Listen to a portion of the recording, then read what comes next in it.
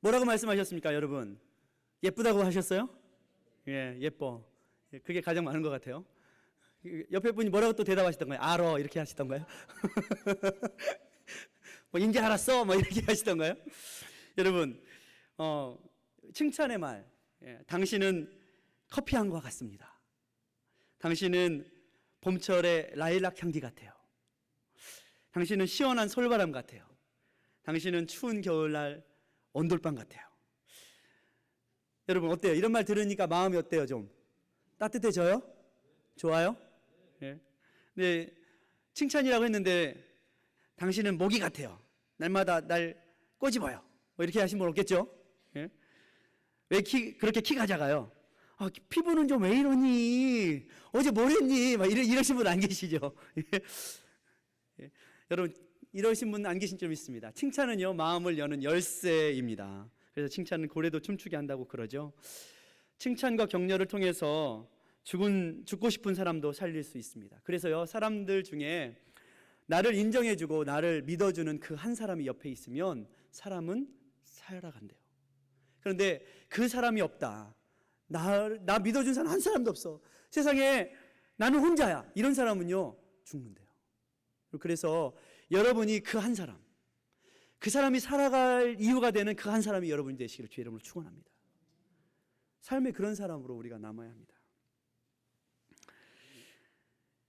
우리가요 참 부족한데, 다 부족하지 않습니까? 다 연약한데도 불구하고 우리의 그 좋은 것들을, 좋은 면들을 봐주면서 우리와 함께 더불어 살아가는 사람들이 얼마나 귀한 줄 모릅니다. 제가 제 아내 얘기를 하면은 제 아내는 별로 좋아하지는 않아요. 그런데 제 아내는 그렇습니다. 참 장점이 참 많아서 정리정돈 이런 것도 잘하고요, 스케줄 관리도 이런 것들도 잘해요. 그래서 저는요 이렇게 그런 게 좀 무뎌가지고 어쩔 때는 11시에 만나기로 했는데 11시에 막 두 탕을 잡아요. 다른 걸 까먹고. 그럼 어떻게 하겠어요? 정리가 되어야 되는데. 그래서 그런 것들 잘 관리해주고, 또 집안에 오래된 거, 필요 없는 것 있으면은 잘 정리해서 이렇게 애들 옷 같은 것도 다른 집에 이렇게 갖다 주기도 하고, 물려주기도 하고, 또 뭐 도네이션 센터에 갖다 주기도 하고, 그렇게 잘해요. 그런데 참 고마운 게 저는 그런 말을 합니다. 여보, 다 정리는 해도 나만은 정리하지 말라고. 내가 좀 오래됐긴 했지만, 내가 좀 부족하지만 버리지 말라고, 정리하지 말라고. 예? 고맙죠. 많이 부족한데, 뭐 목사이기 전에 한 남자로서 남편으로 참 많이 부족하고, 그런데도 살아주고 또 버리지 않고 정리의 대상이 제가 아니라는 거예요. 참 너무나도 고맙고 감사하죠. 아프리카의 어느 마을에는요 결혼 풍습이 있다고 합니다. 그 결혼 풍습 중에 이런 풍습이 있어요. 그 마을에서 가장 신부감으로 최고의 신부감에게는 소 3마리를 가져다 주고 신부를 데려온다고 합니다.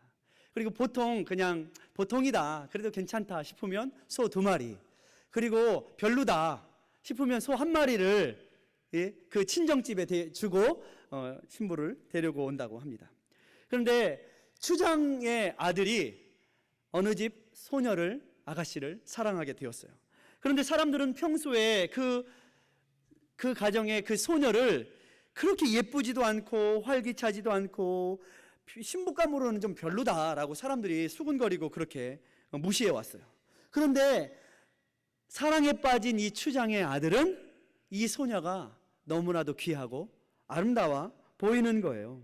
그래서 이 추장의 아들은 아버지에게, 아버지, 소 몇 마리 달라고 그랬을까요? 3마리?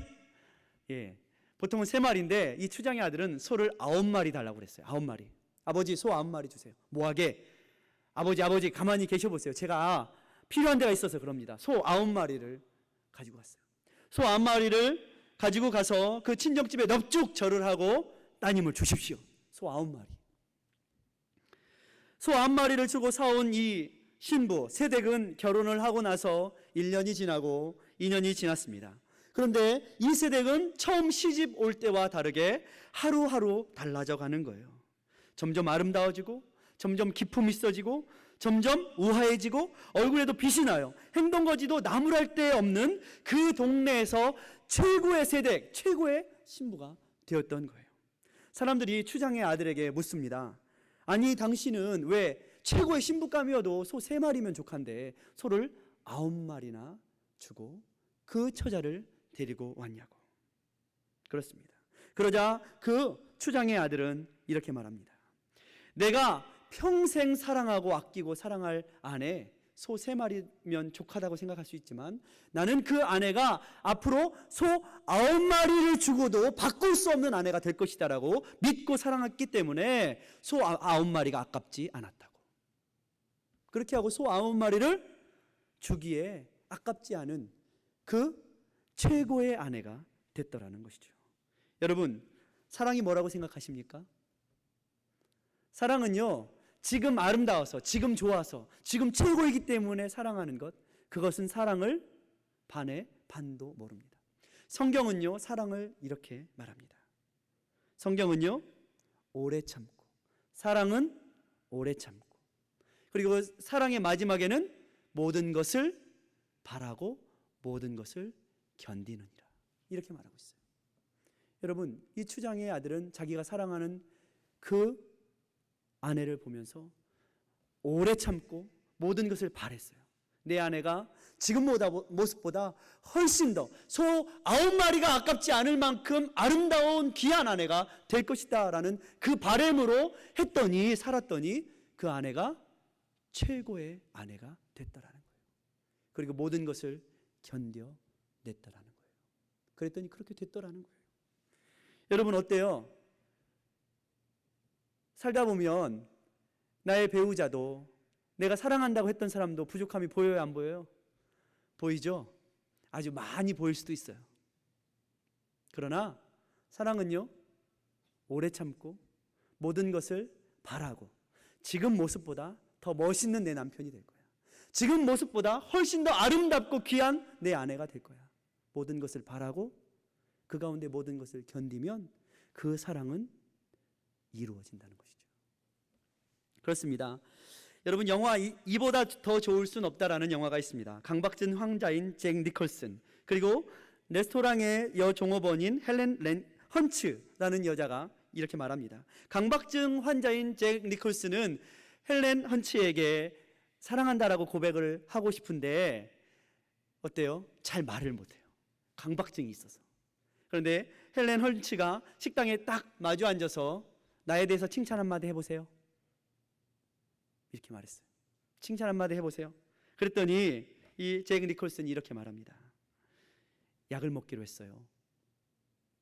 그게 무슨 칭찬이에요? 약을 먹으면 나아질 수 있대요. 당신은 나로 하여금 내가 좀 더 변화되어야 되겠다라고 생각하고 시도해 볼 수 있도록 만들어준 최초의 여인입니다. 사랑이 이루어졌대요. 여러분, 사랑하면 변하죠. 사랑하면 내가 강박증 환자일지라도, 내가 약을 먹더라도 당신을 사랑하기 위해서 내가 좀 변해보겠습니다, 이렇게 되는 것이죠. 비록 지금은 아니지만 분명히 더 좋아질 수 있다. 그 믿음 때문에 우리는 인내하고 견디고 바라는 것이죠. 오늘 성경에서 우리는요, 세 부류의 사람을 만납니다. 어떤 사람입니까? 저는요, 이 성경을 보면서 한 주간 성경을 읽고 묵상하면서 우리의 인생도 비슷하다라는 생각을 많이 했습니다. 인생이라는 연극 가운데 이런 사람들의 배역을 맡는 사람들이 꼭 있습니다. 한 번의 인생, 한 번의 연극. 어떤 사람입니까? 죄인인 여인. 우리도 죄인이죠. 걸리지만 않았을 뿐이지, 잡히지만 않았을 뿐이지, 죄인이죠. 또 그 죄인인 여인, 떨고 있는 죄인 옆에서 항상 정죄하고 고소하는 바리새인과 서기관의 역할을 맡고 있는 사람들이 있다라는 거예요. 또한 오늘 본문의 말씀에는 모든 것들을 보시며 나도 너를 용서하노라 라고 말씀하시는 예수님의 모습을 봅니다. 여러분은 여러분의 인생 가운데 어떤 역할을 하시기 좋아하세요? 여러분 어떤 배역을 맡고 싶으세요? 여러분, 시키지 않아도요, 사람들은요 다 자기가 좋아하는 배역을 맡습니다. 우리는 시키지 않아도요 죄 잘 져요. 시키지 않아도 배우지 않았는데도. 우리는 시키지 않아도요, 남들 고소하고 정죄하는 거 잘합니다. 그 배역 내가 맡은, 여기 비키세요. 이거 이 역할은 나입니다. 바리새인 역할 1, 서기관 역할 1. 그러나 우리가 진정 그리스도 예수 안에서 거듭나서 예수님처럼 사랑하고 예수님처럼 용서하고 예수님처럼 배려하는, 나도 너를 용서한다라고 말하고 살아가는 그 역할을 우리는 좋아하시는지 우리의 삶들을 돌아보기를 원합니다. 첫 번째는 이것입니다. 죄인인 여인, 가늠하다 붙잡힌 여인. 저는요, 본문을 보면서, 저는 목사이기도 하지만 저는 이 본문을 보면서 이 여인의 자리에 내가 서 있구나 하는 생각을 했습니다. 한 죄인으로서 나, 간음의 현장에 있는 나, 죄악의 현장에 있는 나, 여전히 부족하고 연약해서 죄악의 자리에서 발을 더럽히고 있는 나를 봅니다. 여러분, 제가 멋있어 보이십니까? 몰라서 그래요. 죄인입니다. 하나님 앞에서 얼마나 큰 죄인인지 모릅니다. 간음은 여러분 혼자서 하는 게 아니잖아요. 간음은 혼자서 합니까? 그런데 함께 간음하던 남자는 어디론가 도망가고요, 그 죄를 여인 혼자서 다 뒤집어 쓰고 있습니다. 우리는 여인에게 모든 죄를 뒤집어 씌우고 도망가서 몰래 나는 아닌 것처럼 거드름을 피우면서 나는 아닌 것처럼, 나는 죄가 없는 것처럼 그렇게 잘난 척하고 있는 우리가 아닌지 한번 돌아봐야 합니다. 함께 간음하던 남자가 아닐까요? 우리는 군중 가운데 숨어서 나는 죄가 없는 척하면서 그 여인에게 내 죄까지 다 전가시키고 비겁하고 치사하게 눈을 흘기는, 돌을 던지려는 그 모습이 나에게 있지는 않는지. 우리는 다 그렇게 숨어서 간음하는 죄의 영향 아래 있고요, 걸리고 잡히지는 않을 뿐이지만 정도만 다를 뿐이지 그렇게 다 죄인들입니다. 우리도 주님 앞에 서서 할 말이 없는 사람들입니다. 따지고 보면 난 또 뭐가 그렇게 잘났겠습니까? 잘난 게 없는 사람이에요. 내 눈에는 들보가 있으면서 형제의 눈에 있는 티를 빼자고 덤비지 않습니까? 혹시라도 저 또한 그렇습니다. 목사라는 허울로 성도들을 정죄하고 죄책감에 빠지도록 돌팔매질을 하지 않았는가? 저는 이 말씀을 보면서 저의 삶을 돌아볼 수밖에 없었습니다. 죄송합니다. 잘못했습니다. 목사라고 해서 여러분에게 그렇게 여러분의 마음이 상했다면 용서하십시오. 저에게는 그럴 권리가 없기 때문입니다. 저에게 권리가 있다면 여러분을 사랑할 권리만 있습니다. 하나님 앞에서 고개를 쳐들고 나는 의인입니다. 나는 하나님 없어도 주님의 은혜가 아니어도 나는 정직하게 착하게 살았으니 나는 할 말 있습니다. 그렇다면 그것은 자신을 잘 알지 못하는 것입니다. 여인뿐만이 아니라 우리는 모두가 인생에 있어서 이 여인과 같이 죄인입니다. 두 번째는 본문에 또 다른 사람들이 등장합니다. 고소하고 있는 바리새인들과 서기관들입니다. 여러분, 항상요 살아보면 이런 역할을 좋아하는 사람이 있어요. 고소하는 역할, 정죄하는 역할. 뭔가 있어 보이잖아요? 뭔가 되어 보이잖아요? 뭔가 아는 것 같아 보이잖아요? 가늠하다 붙잡힌 여인, 예수님께 데려온 이유가 뭐라고 그랬어요, 성경에? 가늠하다 붙잡힌 여인도 창피를 주겠지만 더 중요한 것은 뭐냐면 고소하기 위해서 누구를? 죄가 없으신 예수님을 시험하고 고소하려고 저들이 데려왔다고 그랬어요. 여인은 현장에서 잡혔으므로 아마 제가 상상을 해보건대 아마도 이 여인은 반쯤은 벌거벗은 몸으로 겨우 몸의 수치스러운 부분 정도만 가리운 정도로 당황스럽게 공포에, 사람들의 그 둘러싸임 속에 공포에 휩싸여서 사람들의 눈초리를 이렇게 고개도 들지 못하고 있지 않았을까요? 바리새인과 사람들은요, 자기들이 마치 다 봤다, 다 안다, 얼레리 꼴레리 네가 알고 있던 거 내가 다 알아 하고 있는 것처럼 사나운 눈초리로 그 여자를 정죄하고 죽일 듯이 쳐다보고 있습니다. 그러나 그들의 마음속에는 여인뿐만이 아니라 이 사건을 통하여서 죄가 없으신, 우리를 구원해 오신 예수 그리스도까지 걸어 넘어뜨리려고 하고 시험을 하려고 하는 그런 악독한 마음이 그 마음에 있는 것입니다.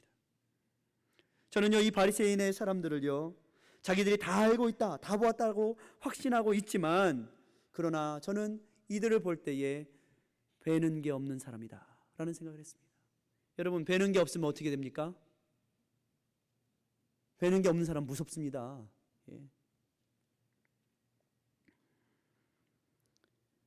이런 역할을 우리가 인생의 현장에서도 이런 역할을 하는 사람들을 봅니다. 고소하고 정죄하는 역할.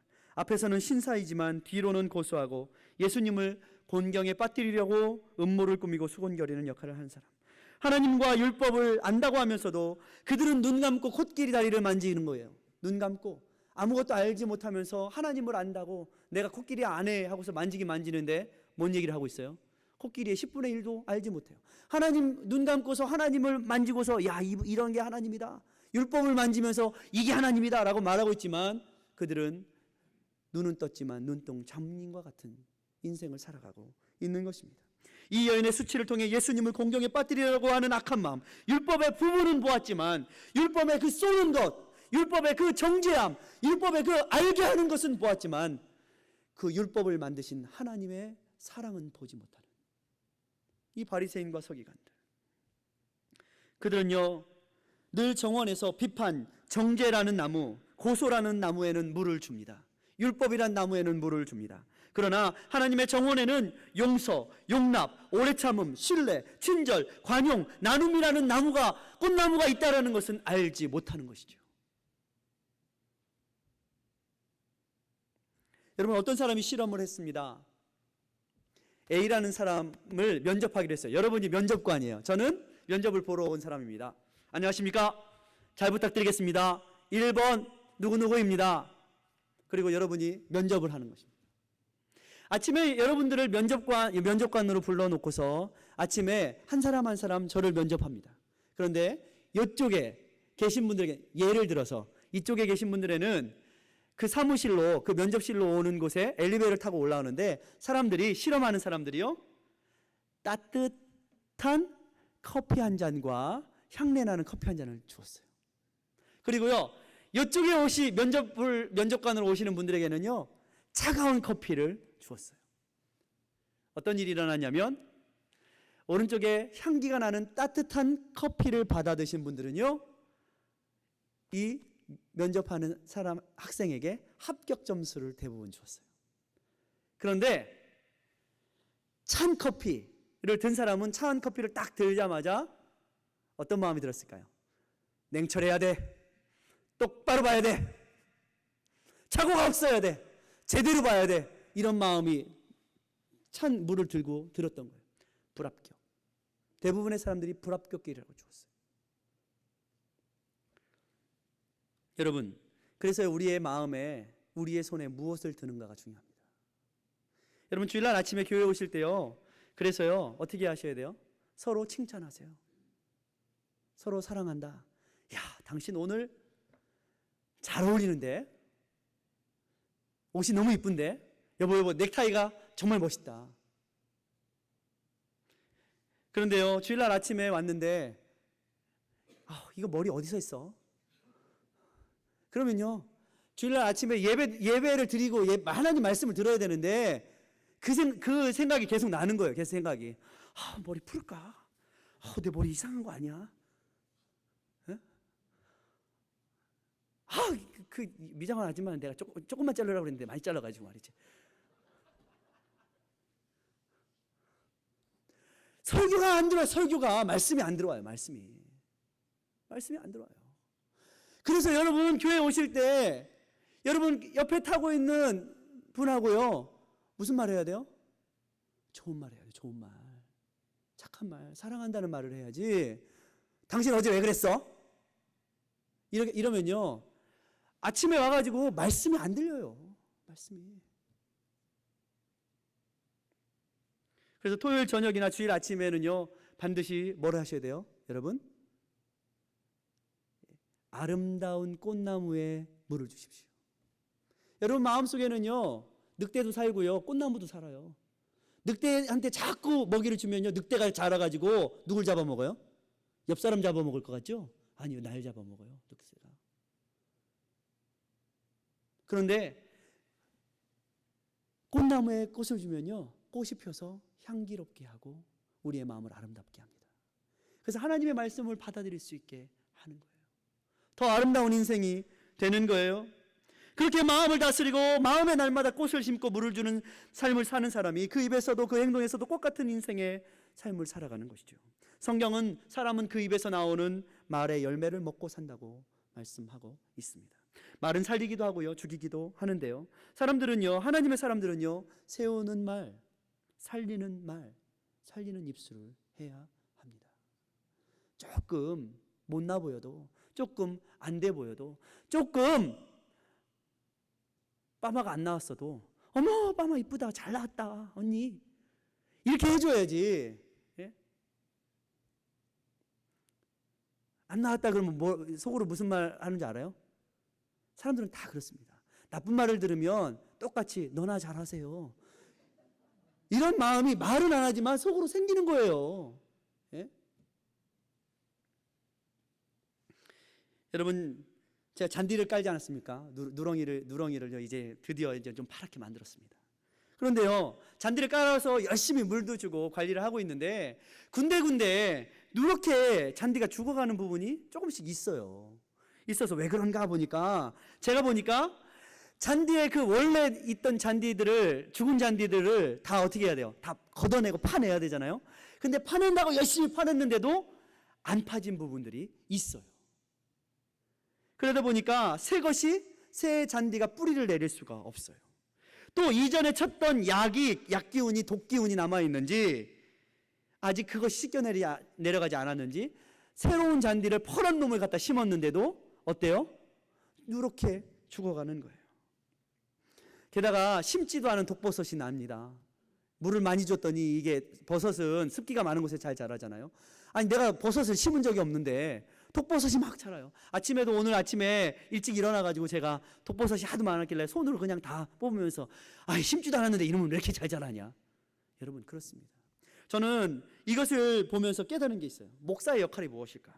목사는 성도들의 마음의 밭을, 내면 세계의 밭을 가는 것을 돕는 자의, 조력자의 역할을 하는 게 목사의 역할이구나, 그런 생각을 했습니다. 목사는 각각 다른 조각의, 다른 모양의 조각을 가지고 있는 성도들을 잘 재단해서 아름다운 한 벌의 옷을 만드는 재단사이구나 하는 생각을 했습니다. 우리 마음밭에는요, 그렇습니다. 뭔가 새로운 것으로 심어도 옛 쓴뿌리가 남아있으면, 옛 독소가 남아있으면 새 것이 뿌리를 내리지 못하게 되어 있습니다. 그래서 우리는 날마다 어떻게 해야 돼요? 우리 마음속에 혹시라도 굳어지고 단단한 마음이 아닌가, 혹시라도 내 마음속에는 돌짝이 있지 않는가, 혹시라도 내 마음속에는 가시가 있지 않는가, 우리의 삶들을 늘 돌아보아야 한다는 것이죠. 아직도 새 마음이 아닌 것, 옛 쓴뿌리가 그대로 남아있는 사람은요, 주님께서 주시는 새로운 삶의 방식, 사랑의 방정식을 풀어내지 못합니다. 사랑의 방정식은요, 여러분, 수학처럼 계산적이지 않습니다. 1 더하기 1은 2다. 이게 수학이지만 사랑의 방정식은 그렇지 않다는 거예요. 부어주고 부어주고 부어주고 나중에 별로 남는 거 별로 없는 것 같은데, 그래서 내가 손해보는 것 같은데, 그러나 참고 기다리면 우리가 생각했던 1 더하기 1은 2다라는 것보다 1 더하기 1이 100이고 1000이고 많이 될 수 있는 놀라운 사랑의 방정식이 있다라는 거예요. 믿음의 사람들, 하나님의 사람들은 이 하나님의 방정식을 가지고 살아가야 한다는 것입니다. 여러분, 돌짝을 갈아버리라고 했는데요, 돌짝을 갈아가지고 이놈 어디다 쓸까? 돌이 내 마음에서 나왔네, 이놈 어디다 쓸까? 던지자. 돌짝을 던지면 안 되는 거예요. 가시를 파내라고 했는데 가시떨기를 갖다가, 아니 이놈을 어디다 쓸까? 그래가지고 가시관을 짜가지고 예수님의 머리에다가 탁. 여러분, 바리새인들이 뭐 하고 있어요 지금? 죄가 없으신 예수님을 올가매려고 자기들의 마음속에 있는 가시를 가지고서 가시관을 지금 만들어서 예수님께 씌우려고 하고 있는 것이죠. 아직도 독한 약기운이 찌르고 죽여서 새 것들을 받아들이지 못하게 하는구나, 갈아엎어야 하는데, 제대로 빈틈없이 갈아엎어져야 합니다. 세상에는요, 무서운 사람이 있고 능력 있는 사람이 있습니다. 배우는 게 없는 사람은요, 죽이고 핥히는 무서운 사람이 됩니다. 그러나 반면에 성령의 사람은요, 그 무서운 사람들이 그 성령의 사람을 두려워하게 되는 것이죠. 왜요? 하나님의 붙들린 바 되는 사람들은요, 세상에 배는 게 없는 사람들요, 그 사람을 두려워합니다. 성령의 사람을 두려워하게 되어 있습니다. 오늘 우리는요, 성경에서 이런 사람들을 봅니다. 우리가 어떻게 해야 합니까? 어둠의 일을 버리고 빛으로 나와야 합니다. 오늘 11절까지 말씀을 읽었지만 오늘 말씀의 12절 말씀은 이렇게 말씀하고 있어요. 예수께서 또 일러 가라사대 나는 세상의 빛이니 나를 따르는 자는 어두움에 다니지 아니하고 생명의 빛을 얻으리라. 여러분, 생명으로 빛으로 나와야 합니다. 우리 가운데 혹시라도 어두움의 마음이 있다면, 혹시라도 그늘진 마음이 있다면 주님 앞에 나오시기를 주의 이름으로 축원합니다. 마지막 세 번째는 우리가 따라가야 할 분, 우리가 죄인이죠. 우리가 부족하죠. 우리는 다 죄를 지은, 그리고 현장에서 붙잡힌 그 여인과 같이 부족한 죄인들입니다. 그러나 주님께서는 우리가 거기에서 머물러 살지 않도록 어떻게 하세요? 나도 너를 용서한다 라고 말씀하십니다. 우리가 살아갈 수 있는 이유는 주님께서 나를 용서해 주셨기 때문에 그 은혜와 그 용서와 그 사랑을 본받아서 나도 그 사랑으로, 그래서 우리의 삶의 법칙은 용서와 사랑으로 풍성하게 하는 삶을 살아가는 것이 바로 예수 그리스도를 믿는 사람들의 삶의 방식이어야 된다는 것입니다. 우리는요, 다 부족합니다. 그래서 때로는요, 어쩔 때는요, 내가 상처를 받기도 하고 내가 상처를 주기도 하고. 여러분, 나는 상처 안 주는 것 같죠? 착각이에요. 나도요, 내 부주의한 말 때문에 다 상처 받아요. 나도 상처 받았다고요 잉잉 울죠, 맨날 또. 예? 상처 받았어. 그러나 따지고 보면 나도 상처를 주고 나도 상처를 받기도 한다는 거예요. 그래서 우리는 예수 안에서 함께 모여서 서로 어떻게 해야 돼요? 상처를 서로 어떻게 해야 돼요? 반창고도 붙여주고 빨간 약도 발라주고 서로 그렇게 보듬으며 서로 치료하며 살아가는 공동체인 거예요. 다 부족한 사람들이 모였습니다. 다 연약한 사람들이 모였다는 거예요. 본의 아니게 때로는 그것 때문에 상처를 주기도 하고 받기도 하지만 어떻게 해야 돼요? 그것 때문에 죽을 일은 아니에요. 여러분, 최보람 시리즈 아시죠? 최보람 시리즈.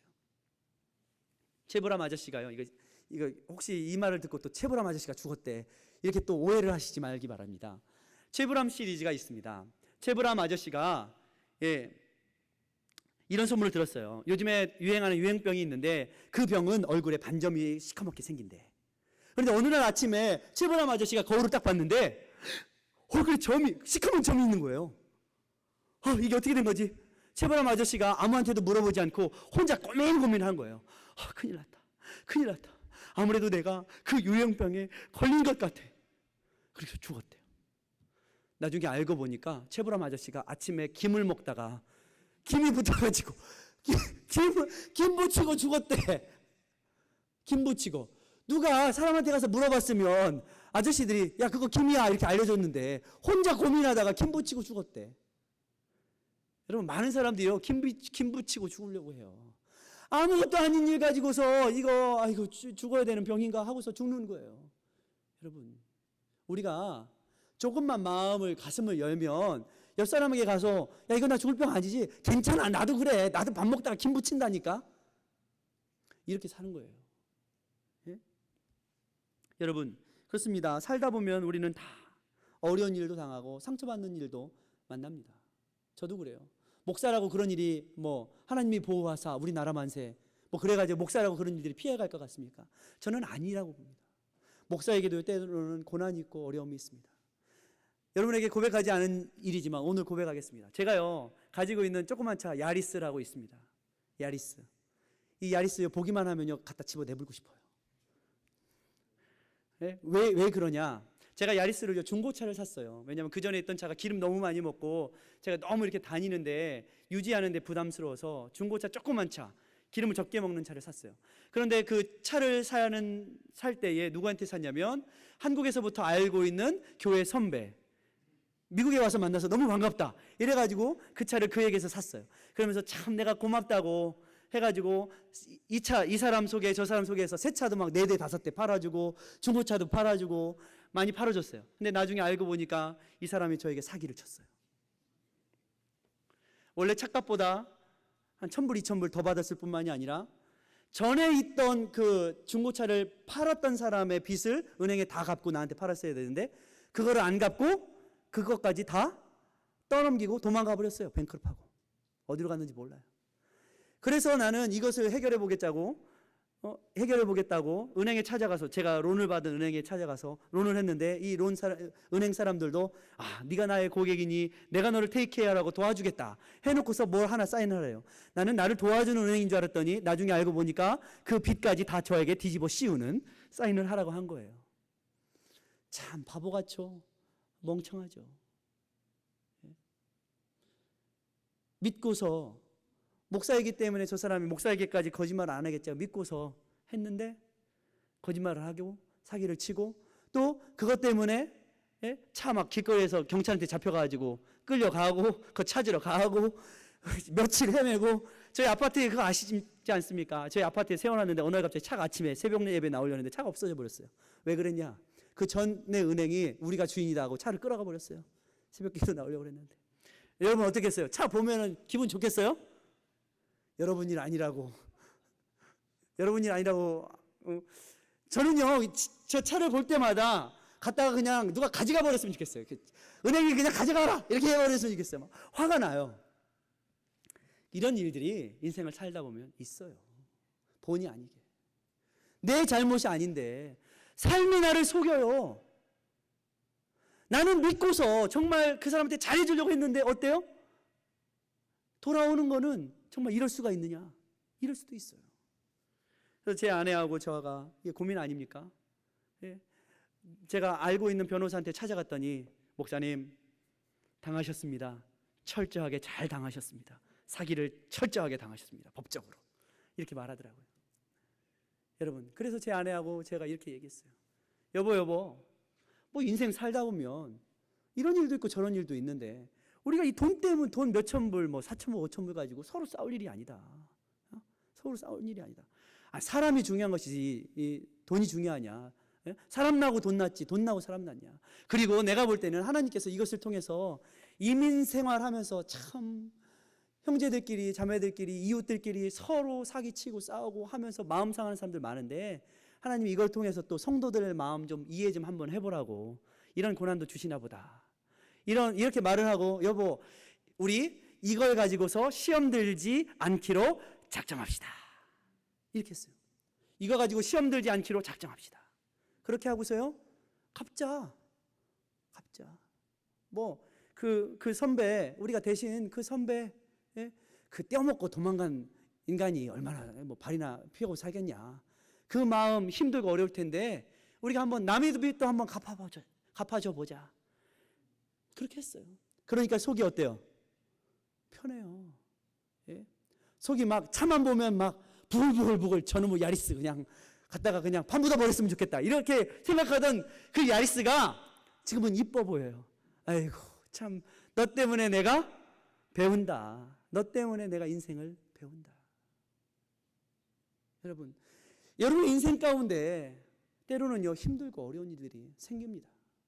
뭐 예수 믿는다고 비껴가지 않아요. 내가 선하게 잘 살아가 보려고 해도요 어때요? 세상은요 우리한테 등치고 사기칩니다. 그럴 때 중요한 것이 있습니다. 그것 때문에 서로 부부끼리 당신이 바보 같아가지고 그랬지 않았냐고, 당신이 그때 말리지 않아서 그렇다고 서로 싸우면 누구 손해예요? 우리 손해예요. 어차피 감당할 것 어떻게 해요? 우리 가족, 우리 부부는 시험 들지 않기로 작정했습니다. 돈보다 귀한 것은 사람입니다. 그러면 인생이 편해지고요. 그 고난 때문에 그 어려움 때문에 가족이 더 어떻게 돼요?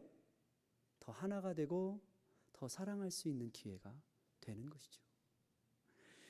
여러분 형제와 자매의 실수와 부족한 모습을 볼 때 저게 내 모습이구나, 내 자식의 모습이구나 생각하면 주님께서 이웃을 사랑하되 네 몸과 같이 내 몸과 같이 사랑하라 하는 그 말씀이 이해가 됩니다.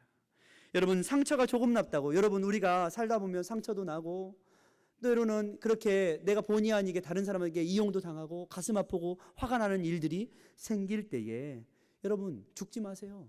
왜 죽어요? 죽을 일이 아니에요. 체불암 그거 죽으면요, 체불암 아저씨가 김보 치고서 죽는 거하고 똑같은 거예요. 그럴수록 어떻게 해야 돼요? 괜찮다, 괜찮다. 인생은 이런 걸로 죽는 게 아니다. 살아갈 이유가 있다. 여러분, 우리의 마음이 새로워지면 살 수 있습니다.